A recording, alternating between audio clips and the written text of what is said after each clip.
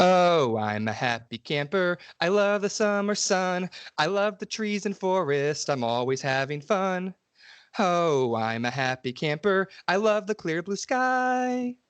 And with the grace of God, I'll camp until I die. Chicka chicka chicka remix. Oh, I'm a happy camper. I love to drink and fuck. And if you pay me money on my titties, you can suck. And that begins Alex and Emily's take on Slumber Party. Not Slumber Party. We did this last time. Sleepaway Camp Part 2.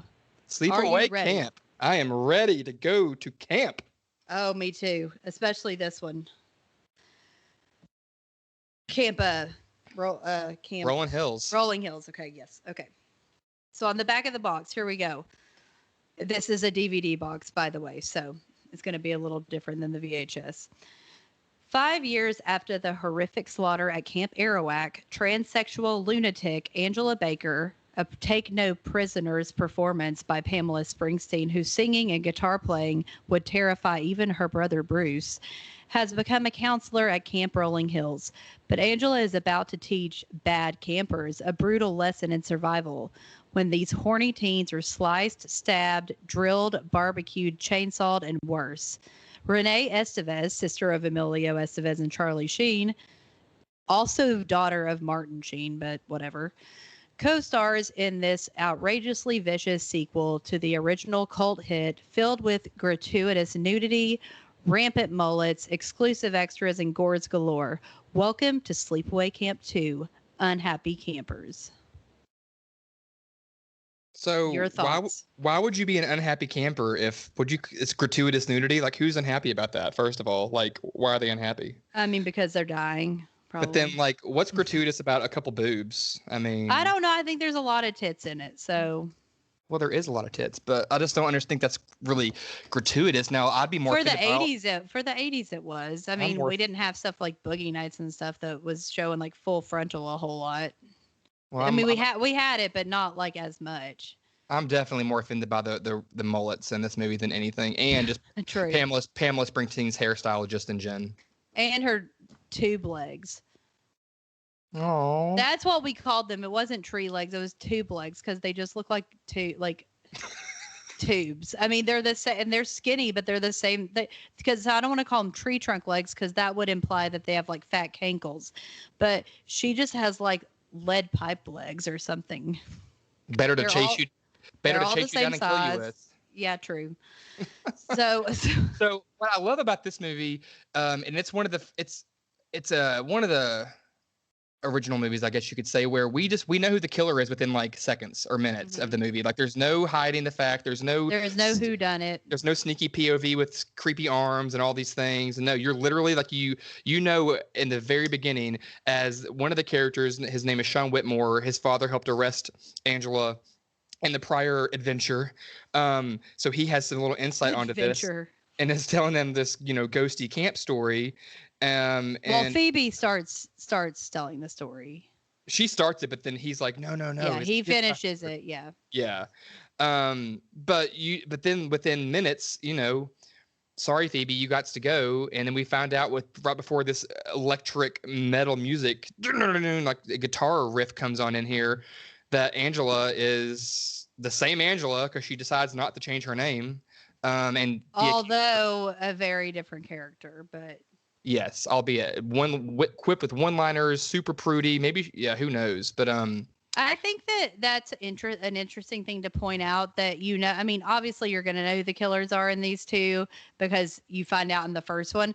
But just because the first one was like, they even went as far to during the kill scenes if there was like the hands pushing the chef into the boiling water, they used Ricky's hands. So that you wouldn't think it was Angela the whole movie. Like, they went so far for you to not think it was her. And so it's just interesting. I know, I mean, I guess it makes sense, but just to have it be so obvious. Because, I mean, I think you could have done some kind of twist here where you don't realize that that's the same Angela. that's had a sex change, and you find out later on, but they just went full in, just from the beginning.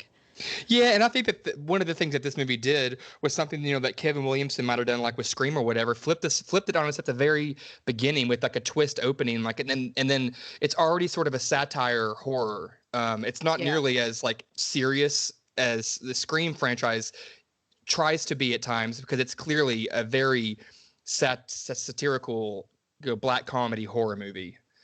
But it's not as aware, which is the Scream thing. But I would say that Sleepaway Camp is very aware. Otherwise, I'm saying the characters in Scream are aware of all like one of the big things is that they're aware of the tropes of horror movies. I guess. I mean, if you want to say there's that Drew Barrymore meta do tropes, and she doesn't know who the killer is in the first Friday the 13th movie. Well, I mean, but they, I think I know like not many people have seen Evil Laugh, but like I know you didn't really enjoy it. I think we should have watched it together. Yeah. But there's no way Sean Williamson, that's his name, right? Kevin writer Kevin Williamson. I don't know why. It's because Sean Cunningham, but that's why I always want to say that. Yeah.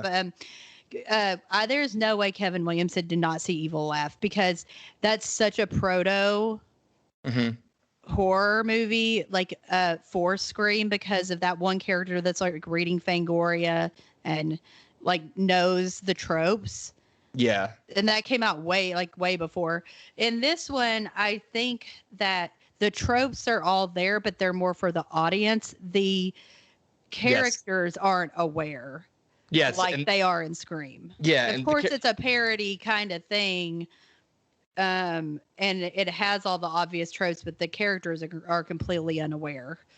Yeah, and while the characters are unaware, and you said it is for the audience, that makes more sense too, since all the characters in the movie, except for the mystery girl that gets sent home, and then the truck driver at the very end. I want to go home. I want to go home. Everybody in this entire movie is named after the Brat Pack. So, I mean, there we go. Let's do that again. Let's see. They're making it. We've never done this before. They're making it. They're making us aware of the tropes, whereas in the universe they're not. So we have Phoebe Cates. We have Brooke Shields. Jodie Foster. Those two are the Shoat sisters. We have Mare. Now, Mare, I'm not sure. Oh. We should think about it. We'll come back. Meryl Streep. Actually, maybe, I don't know. I mean, that's not like whatever. It's not Brat Pack, but yeah. We have Judd Nelson. We have Anthony Michael Hall. We have Allie Sheedy. We have Demi Lovato. I'm just kidding. Demi Moore. Yes. Demi Moore. Yeah. We have Leah Thompson, correct? Yep. We have TC. Tom Cruise. We have Sean Penn. We have Matt Dillon. I guess it's Matt Dillon. I am 100% positive. Yeah, you're right. I think a lot of people's names are Matt, I feel like. So anyway. We have Charlie and Emilio. Charlie Sheen, Emilio Estevez. We have Uncle John Hughes. We have Rob Zombie. I'm just kidding. Rob Lowe.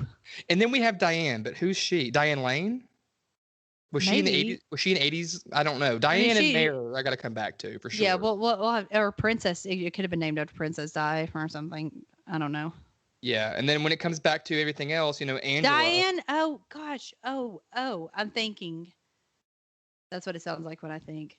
There's like another rep. Maybe I'm wrong, but anyway, whatever. Diane Lane. That's what I said. I think it might be her. She might be considered Brat Packy.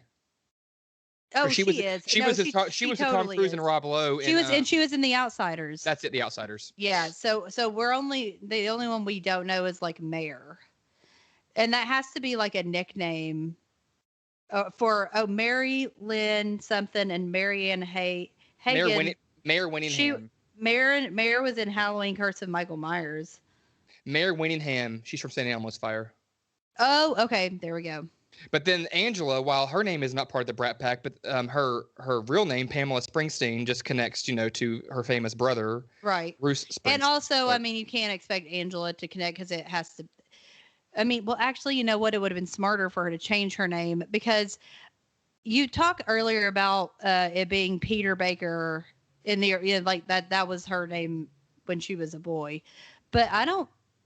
Did they know that in the second one? Yeah, he says Peter Baker. When Sean's telling the story, I'm pretty sure he says Peter But Baker. there's no way those kids did not know if they knew that whole story. There's no way that they didn't know her name was Angela. Well, they did because then they said, they call him. They talk about it. They talk about the angel of death. I don't know if they actually say Angela or. I think they do. I know angel of death is used. Yeah. So like, I mean, I know that like, yeah, I know. I don't know him, but I know the name's Ted Bundy. I know, serial killers. And I guess it's just one of those things like if I met another like Ted, I'm not going to automatically assume he's a serial killer. So, I mean, there's a lot of people named Angela in that time. So, yeah. And we skipped Renee Estevez's character, Molly. Oh, yeah. Molly Ringwald. Yeah. The only person that's a Brat Packy person that I don't think is represented here, would be Andrew McCarthy. He's not in this one, but he's Brat Packy. Is he? He could have been one of the. Yeah, it's just interesting. Mm. Anyway, that's just another way of making this movie more like aware. Or what about John Cryer? Most of these people are in at least 4 or 5 movies of the together, and John Cryer's only in like what 2? I mean, but he was such a big part of Pretty in Pink that he ain't the Brat Pack. All right, moving on. And there were also people in the Brat Pack that weren't necessarily like in all of those movies. Also, there's a mayor in St. Elmo's Fire. That's her.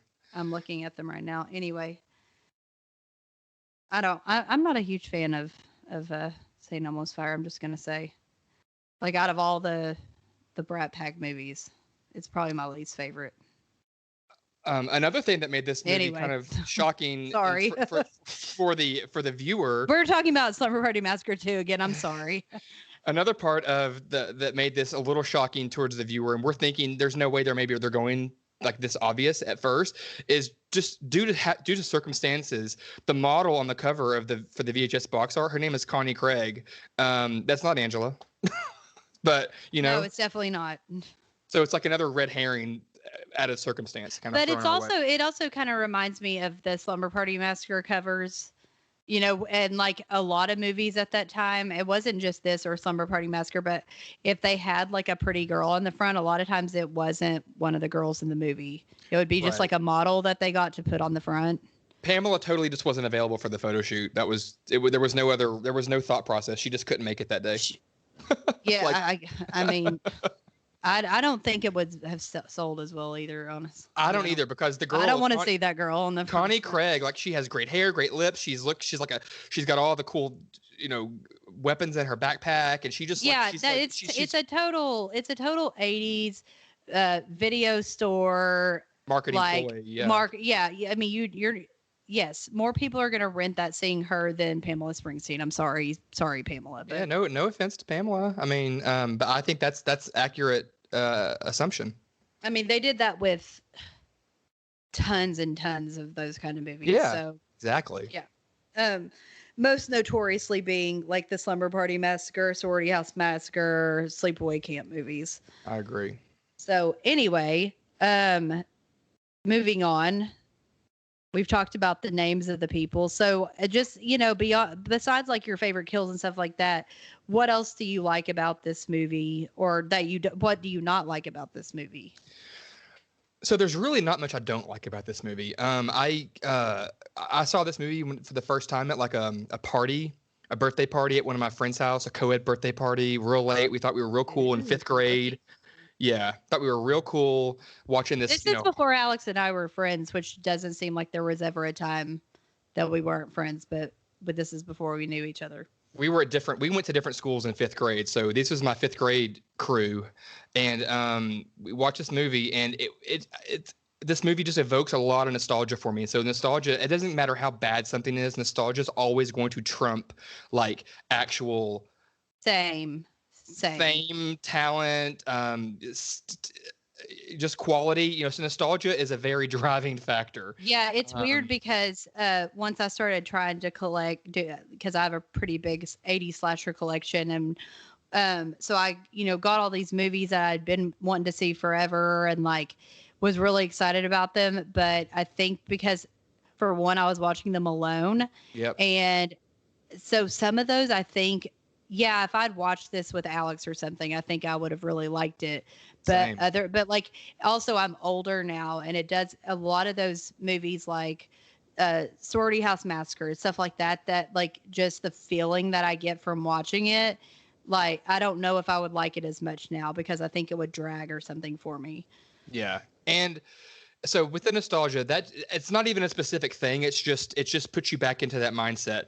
But with the movie itself, I really just love any kind of a camp setting movie. I've always loved a Same. camp setting movie. Yeah, same. I like, well, clearly it's 80s, but like, even though this is a horror movie and it's in the horror section and it's considered a comedy horror, there, even as a 10-year-old, I was laughing a lot in this movie because it really is. And it's not laughing at bad acting. It's actually funny. Like every time that she kills somebody, she's basically like, and you're a fornicator, and you're gonna tell, and like she just tells you why she's gonna do it, and I just think that it's hilarious, and it was very fun to watch because most of the time in all these movies, people are they don't get a chance to talk about why they're gonna kill, and in the 90s when they started doing that exposition on the final kill scene, that's when shit went awry for all of them, and they always ended up dead themselves.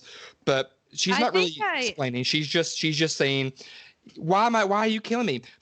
Because you're a bitch. Because you're gonna tell. I mean, just random things. I just love it. I do think that this is definitely a. I know where you're going. Okay, shut up. I know where you're going. I think. That this came out in the wake of the Nightmare on Elm Street movies getting very big, and Freddy turning into a one-liner. And I think they were trying, because I mean they even have a reference to Freddy in the movie, and her lines that she gives are not as, they're not, nothing can be like "Welcome to Primetime, bitch" or anything like that. But it's definitely, I mean, I can't imagine that when they watched the Nightmare on Elm Street and were making this movie, that they weren't, telling the Pamela Springsteen, hey, this is the kind of like direction that we're going with these like punchlines, like we want you to be like a Freddy one-liner kind of thing. Right. And while Felissa Rose was preparing to go to college, and that's one of the reasons that she didn't do this movie. Another reason was because she did not really get a mesh well with all those comedic one-liners that Angela she didn't want it. She out. Didn't like the direction that it was going in, which is strange because like when I think of parody slasher movies, I think of things like for real ones like Student Bodies, or even like Return to Horror High, stuff like that. Yeah. But I never, when I was younger, there are funny one-liners or whatever, but it does kind of stay with the whole Nightmare on Elm Street kind of vibe. I still didn't think it was a comedy. I really saw it as a horror slasher movie that just happened to have some black comedy in it. I agree. Because like, one of my favorite scenes or whatever that her quotes is later on she's she's leaving a cabin full of dead campers, right? Like, and then she's just like, "Good night, campers." I mean, it's so silly, but I love it. I think this movie also with me and Sleepaway Camp, obviously, not obviously, but I saw that one before this one. All those movies, and you were talking about this earlier, like if you set a movie at camp, I am going to like it, except for Return to Sleepaway Camp, but whatever. But for the most part, like it's campy and it's a camp, I'm gonna love it. Like this movie, I remember always being, I mean, it's always in my top 15 at least list if I'm doing like slasher movies. I just think it's a great, as even part 3, I think 1, 2, and 3, that is, I think they shouldn't have made the short movie or The Return, but it like just thinking of those three, it's one of the best horror. It's a trilogy, but it's as far as having sequels, it's one of the best. That and Friday the 13th, I think, are the most rewatchable. Yeah, I mean, and there's a lot of really the rewatchability is what I think it makes this even great. And I think a lot of the quotes and a lot of her one-liners actually do make it rewatchable. And aside from the camp settings, because it's like you start to look forward to some of the things that she's going to say. You remember that when their campers are blindfolding and they're sticking their hands in the boxes of all these nasty things. Oh yeah, and she's like human brains, and they're like, she's like what's actually brains. in there? She's like teenage brains. Dead teenager brains. It's like so matter of fact, and it's just like. And then, at one point, because Molly is just this prude in the movie. Well, she's not really a prude per se. She's just a nice girl. I mean, I really think Molly is a nice girl. I don't think she's overly prudish by any means. No, I think she's just kind of like shy. But compared to the girls that she's with, I mean, Allie, yeah, I mean, all of them. But then Molly at one point asks Angela, "Where do you think she is?" And do you remember what Angela says? She goes, probably fornicating. Yeah, 40. I was about to say she's like probably fornicating. I just love, like, instead of saying probably fucking her brains out or smoking dope or doing something, she's always just says like, I didn't even know that I knew the word fornicating until this movie. And I don't know that I have hardly ever heard it since other than this movie. Also, my dad God. Recently, parts 2 and 3 were on a movie channel. And my dad watched them, and I don't know if I'm sure that I'd probably made him watch them, but he didn't really remember. And he remembered the first one, obviously, but he was like, he really enjoyed them. And this was only like a month ago. He was like, he thought like her one-liners. I mean, of course they're like campy and stupid, but like he liked that stuff. He thought it was funny. I think he liked it more than the Nightmare on Elm Street Freddy one-liners. Mm-hmm. So yeah. On to your favorite kills. Sure. I don't think I'm gonna have. I think I'm just gonna do a top 3 because I don't think I have. I think my top 3 will be enough. Yeah, I mean, this has the highest body count in the franchise. I mean, there's clearly enough to go from, but it does. But some of them are so quick just to add to the body count that it's like exactly. Yeah, exactly. I think we'll have some similar ones. So, like, I'm going to start with my number 3, I guess. My number 3 is going to be Mare.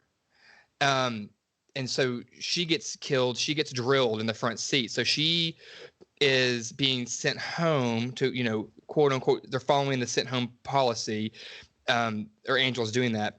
But then she's basically, Angel's giving her a chance to atone and apologize for mocking her and flashing titties and saying nice girls don't have to show it off, making fun of what Angela said to Allie that day in the cabin.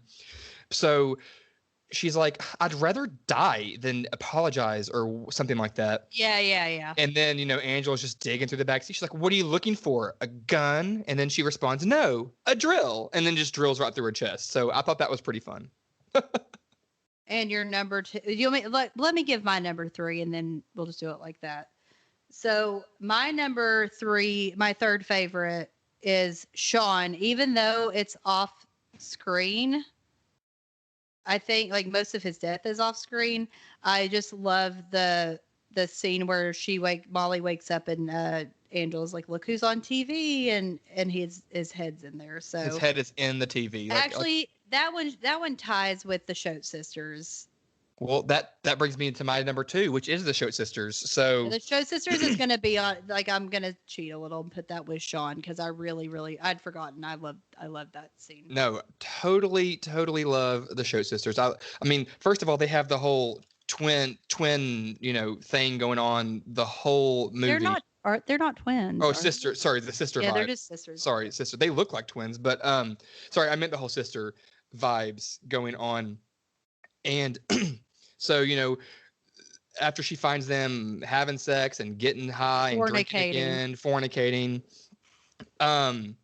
she basically wakes one of them up who you see she's smoking, or like literally like her body is smoking, and then she gets woken up by liquid being poured on her. You realize that she's waking her up by pouring either vodka or something on her. Well, it's or gasoline. Or gasoline, maybe. It might be gasoline. She raises herself forward and sees her sister charred, barbecued to a crisp. Right. And then basically another great one-liner. She's like, let this be a lesson to you. Say no to drugs. And then she just burns Brooke to a crisp. I just thought that was so incredible. I just realized before we go on with our kills that Angela, like her use of the word fornicating, which we were talking about earlier, isn't usually used. She is a whole lot like the mom in Carrie. Because the mom in Carrie uses that kind of terminology. Dirty pillows. Because, there's definitely a Christian vibe going on with maybe the whole camp, but definitely with Angela, and because of like the terms that she uses. Mm-hmm. And so, yeah, I just thought of that, but because I think in the only other movie I might have heard fornicate is the original Carrie by her mom. Yeah. I'm sure she uses it. You would think. I'm not gonna like gamble on it, but I'm like 85% sure she probably says it. You would think if she does, she thinks it. So yeah, true. Okay, so number 2 favorite kill for me is Phoebe, and I know Alex hates it. Alex hates with this one, not because it isn't a good death, but just because it's hard to watch. But she is the first. She's the first kill in the movie. She's the one that's not supposed. She's supposed to be in her cabin, but she's out with the boys with TC, by the way. So it's like should be fine. Telling the story of Angela, and when she gets up to leave with Angela, she gets knocked out, and then she has her tongue cut out, and it doesn't really show. It's not too graphic, but like you get the noises that they have, with the cutting out of the tongue. It just sounds and looks very realistic. Yeah, and she's like kind of sawing at it a little bit. Yeah. Then it takes her a minute because you have a tongue, and like you have to like cut chicken or something like that, like tough chicken or something, like with scissors or something. Like that's what it reminds me of, like when you're cutting up chicken before you like cook it or something. Ugh. No, it's just I just can't get. I can't. I don't. And then like the blood starts, like, I don't know, dripping, and she just throws the tongue right on her chest, and then starts out with one-liners. And here's what you get for using horrible language and having a filthy mouth. Yeah. Yeah, it's too much for me. I always. He probably was given blowjobs too, so. Probably. Mm-hmm. So you're number 2. No, my number 2 is the Shoat Sisters. Oh, right. So I think we're going to have the same number 1. We will, yeah. Allie Burgess. Allie, yes. So, for one, let's talk about the fact that this porta potty is like the deepest thing in the world. It looks like it's like the deep end of a pool. That's how far she can go down in it. I mean, she's shoved down into this. And let's just imagine that, like, I have seen porta potties, like even old ones like that. And they don't have leeches in them. Well, this camp wasn't used long enough for it to have that much stuff in it. Like, it doesn't make sense for this camp to have. Also, wasn't it off near the shack? It was near. We assume it was near that shack because maybe. And so, like, it wouldn't have been being used. Exactly. That's a great point. Like, so it wouldn't have been full of poop, piss, and leeches. I mean, leeches really are they? I wonder if they can even survive in urine. I mean, the only time I've ever seen a leech is in Stand By Me in this movie. Like, I've never seen one in real life. Right. I don't even know if leeches exist. Leeches. It says most leeches survive in water. Like, okay, cool. Well, but they have to get there somehow, and getting into a porta potty would be pretty hard. Angela's probably pooping out leeches. Probably. But yeah, so Allie gets stabbed in the back, and then not only does that, which is perfect for her. Well, that is perfect, but not only does that death, like the ouch, it then being beaten and shoved down with a big stick into a porta potty. Even if she did happen to survive, I'm talking infection central. I mean, ugh. Yeah, and also I will comment on this that it does have a connection to part one. Because she starts waving while she's drowning, like that's going to do anything. And that's the same thing that Kenny does when he drowns under the boat that's capsized. Yes. Before they cut the scene, he like is waving out of like saying goodbye out Mhm. out of the water. So And like, yeah. yeah. And she drowns super quick to me. I get maybe she got knocked out. Maybe she hit her in the head a little. And Maybe she a just, leech got stuck in her throat. but then she's gasping, like gasping. I'm That's like, what I'm saying. Maybe a leech a is in her leech, mouth. and you're swallowing all this. It's just, it is the grossest, It's most, so gross. I mean, I was gagging, not with a I knife. have a friend that does not watch, like, she just doesn't really watch movies, period. Like, she does, I mean, she's seen some, but she's just not a big movie person. And Hmm. somehow she hadn't seen part one, but she had seen this part because because she was like, that is that one that has the porta potty scene. And I was like, Mm. how have you not seen literally anything? And you've watched this? Like, Oh my she hadn't God. even seen Boogie Nights, but that she remembered this scene, and I was like, okay, like whatever. So, But yeah, those are my top three. I do have like one or two honorable mentions just because they do play a factor into later on into a pretty fun scene, like towards the end. mhm. And one of them would be Demi. So she is the girl that comes into the cabin and basically she starts putting two and two together. She's like, well, I called so and so's parents. I She called, called yeah. Lee's parents. Yeah, And so while she's doing that and she just won't quit going on about it. I love Angela's part in that where she's going around like just testing things, like Yeah, just looking at like different things to kill her with. she takes the hairbrush and then she combs her hair. She combs her braid with it, and she's like starts smashing her hand with things, trying to like, will this kill her? So then when she finally does end up killing her, she strangles her with that guitar string, right?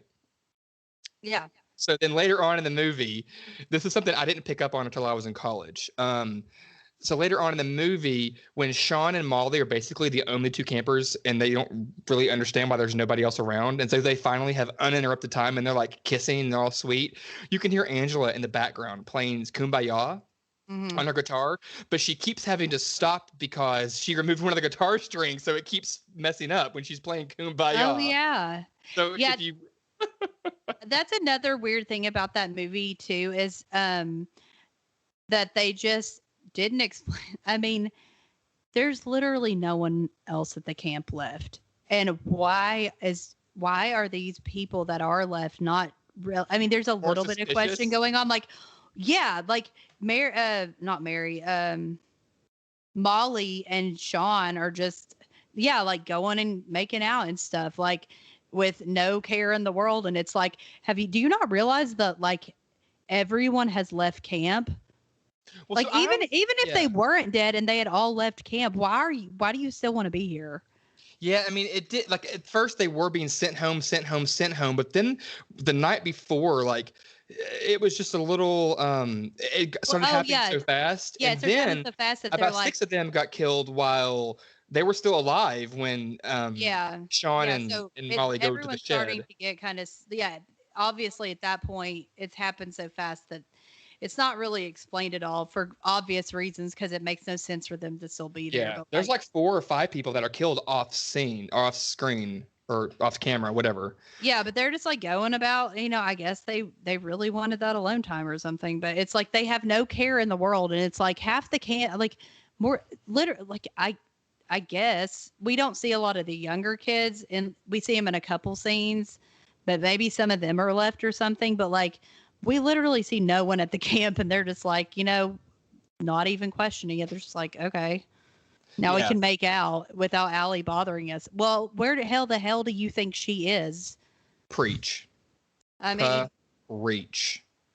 Shoved down. She's not in a garment bag in a closet, but she's in a, or a body bag in a closet. yeah. I mean, I don't know. But while I hate Allie, I think she's my favorite character in the movie. Oh, me too. Love I her. mean, the camp bitch is always like a favorite for me. Yeah, like it's They have like the best it's quotes. like that Melissa character. I think her name's Melissa in Friday the 13th Part 7, like the huge bitch. The Yes. one, Oh, yeah, the blonde girl, the next door neighbor or whatever. yeah, yeah, like her. I Yes. love her. I always love like the bit, like Judy, Meg, love them from Part 1. Yes. I So mean, yeah, I love the bitch. I always, and Sheila in Part 2 of Slumber Party Massacre. I mean, they're always the most Yeah. interesting. And it's interesting too, which this is Allie. We like Allie. We stan Allie, even though she is a bitch.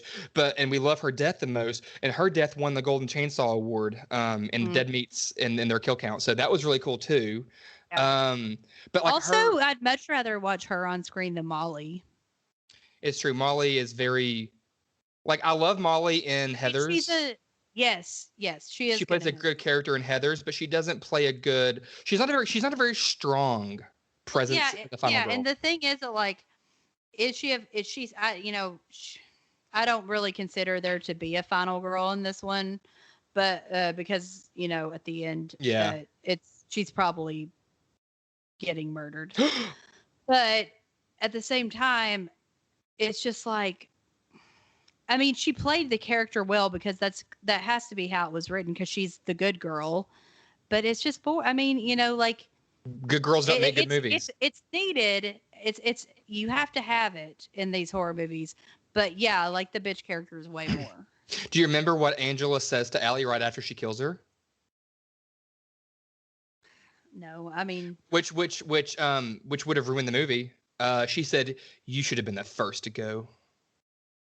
It would have ruined the movie. It would have ruined the movie because there would have been some iconic scenes that you wouldn't have had. You wouldn't have had when Phoebe. Well, Phoebe might have been, when she's like, I got cramps real bad. Like when the whole scene in that bathroom scene, it's like the most violent. When she goes, you don't have AIDS, do you? Well, it's like, yeah, that's what you ask somebody when you have. Listen, you don't have AIDS or anything. She's real angry about it. Once you're already, I think they're like already in the middle of it too, and it's like. They're putting their clothes back on. Oh yeah, they're done. It's like they're donezo. Yeah, a little late to be asking if he has AIDS. And this is either the night before or the night after. She's literally like, it's the most violent and most over-the-top cunnilingus I've ever seen in my life. Yeah, I also have a big problem with her, like the scene where she has sex because she doesn't pee afterwards, which is UTI City, so that bothers me. And she doesn't even like clean herself up. She just puts her clothes back on. I'm like, like you have like sex stink on you now, right? Like, and I mean, it's too much. But I got cramps real bad. You don't have AIDS, do you? She has some really good one-liners, and another one that she has is right before she is killed.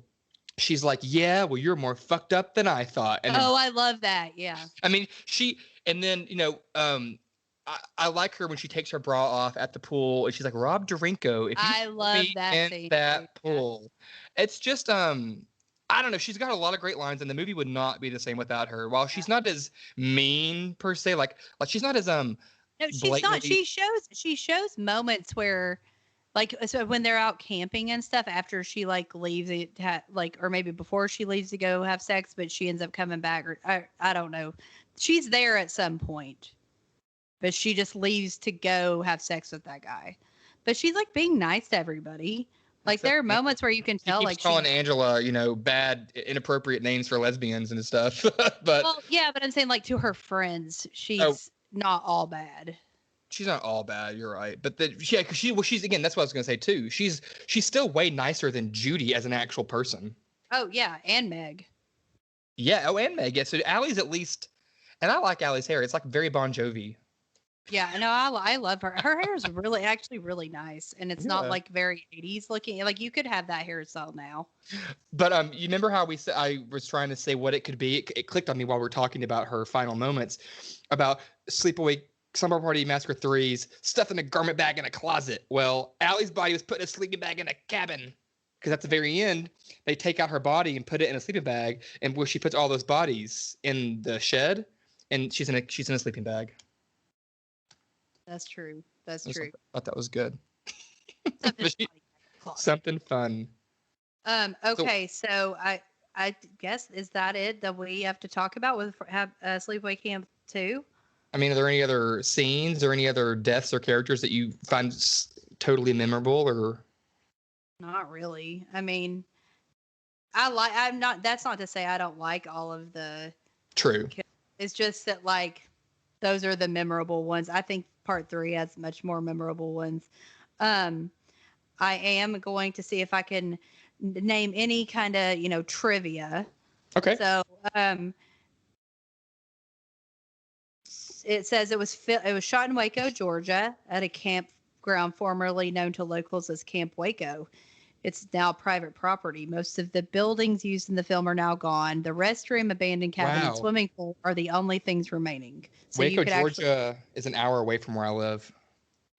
Yeah, you should check it out. Yeah. And I did know this. Pamela Springsteen did not tell anyone while she was filming that she was Bruce Springsteen's sister, and they didn't find out till like years later. Well, and so while that's interesting, that's almost as stupid for them to not know that when there's hardly any Springsteens, as we didn't know that there's not that many. Hold on, there's not that many Angelas that are at camp killing people. Like it's almost, you know what I mean? It's almost just as they really believe that. She really pisses me off though anyway though, because she doesn't like she won't do interviews about this movie, and I'm like, what else have you been in? Like, why? Like, she doesn't like these movies apparently. So here's a list. So let's make sure we had them all. Here's a list of the names. We definitely had them all. Well, I'm making sure. So Molly, we did Molly, Sean Penn, Ali Sheedy, Tom Cruise, Uncle John, John Hughes, Mayor Winningham, Rob Lowe, Demi Moore, Leah Thompson, Brooke Shields, Jodie Foster, Anthony Michael Hall, Judd Nelson, Charlie Sheen, Phoebe Cates, Emilio Estevez, and Diane Lane. So it was Diane Lane. They were going with that one. And speaking of, wasn't Pamela Springsteen in Fast Times? Like, maybe in a really... I'm pretty sure she's in Fast Times, which connects her to them. And I don't know. I'm almost positive she's in Fast Times. Like, who is she? Just like a random character? I don't know. I don't remember, but I'm pretty sure she's in it because I remember seeing. My husband really likes Fast Times, and I've never really seen it as much. And I know you love that movie. I don't love that movie. I thought you did. You just like that guy. I like it okay.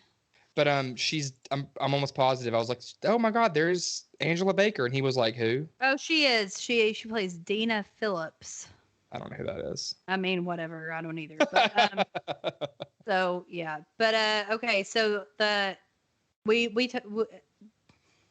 we talk about part 2 and part 3, they were shot back to back at the same location. Oh, cool. And they finished within 6 weeks. Both of them? For both of them. Yes. Oh my God. Let's see. So it was filmed on location at a YMCA youth camp. The model used to portray Angela for the original thing is Connie Craig because Pamela was unavailable for the photo shoot. So that is interesting. This is Chris Jericho's favorite slasher. That's awesome. Thanks. Is he the one That's the one that killed his family, I'm pretty sure. So I thought so too. Yeah. Yikes. that fact didn't age well. Yeah, exactly. One of the campers mentions the facts of life, which we should do that now. What'd you say? One of the campers mentions the facts of life. Pamela Springsteen made a guest appearance on the show. And now, are you ready? A 1, a 2. You take the good, you take the bad, you take them both, and there you have the facts of life. The facts of life. There's a time you gotta go show you're growing. Now you know about the facts of life. Facts of life. If the world never seems to be living up to your dreams, suddenly you're finding out the facts of life are all about you. Do you do this part? Ooh. Yeah. It takes a lot to get them right when you're learning the facts of life. That was something we had to do because Alex and I used to sing only the first part of that at high school, and then everyone told us by the end of the day that we had to learn the rest of it because we were annoying them. Wow. You know, I mean, like that was the first time anyone told us that. So when the last. Exactly, that's what I'm saying. Cool. The body count is 18. However, whether or not Molly survived is unknown. We're assuming that, yeah. The sex scene between Allie and Rob was actually with Valerie Hartman and an extra since the actor playing Rob was only a minor during the filming. So. And it also says, it's just giving you a reference to Emilio Estevez. So those are the big pieces of trivia. So there you go. I love it. I always love looking at trivia. I don't know why. Me too. I love it. Don't gag yourself just yet. We forgot to give our ratings out of 5 stars. Alex, what's your rating for a Sleepaway Camp Part 2, Unhappy Campers? I just really I love this movie, and it's always going to rank high for me, and it's going to make all of my lists. Again, we talked about the nostalgia factors earlier, just the campsite and everything. I'm going with a solid 4.25. What about you? Yeah, it's always on my top. It's always in like my top 10, top 15 movies, and I usually don't have sequels in my slasher movies, not movies in general, but so it is in there. I also give it a 4.25, especially when you look at the grand scheme of things with the Sleepaway Camp series. I would definitely give the first one a 5. So the second one I love. I know some people really don't, but I think it's not as good, but there are some ways it's better just because it's like, campy. So 4.25 for me as well. Yeah, I think I'm going to stay gagged on the rewatchability factor of this one. Yes, the rewatchability has a bit. It factors in big time on my ratings, and I assume it does yours as well. So yeah, definitely. All right, well, that's it. So stay gagged with leeches. Stay gagged with toilet bowls. Stay gagged with the whole outhouse. The whole outhouse. The whole outhouse. Stay gagged with a TV set on your head. Stay gagged, being burned alive, whatever. just stay gagged, y'all. Stay gagged. Just do it. Just stay gagged. God. Okay. Bye. See you guys.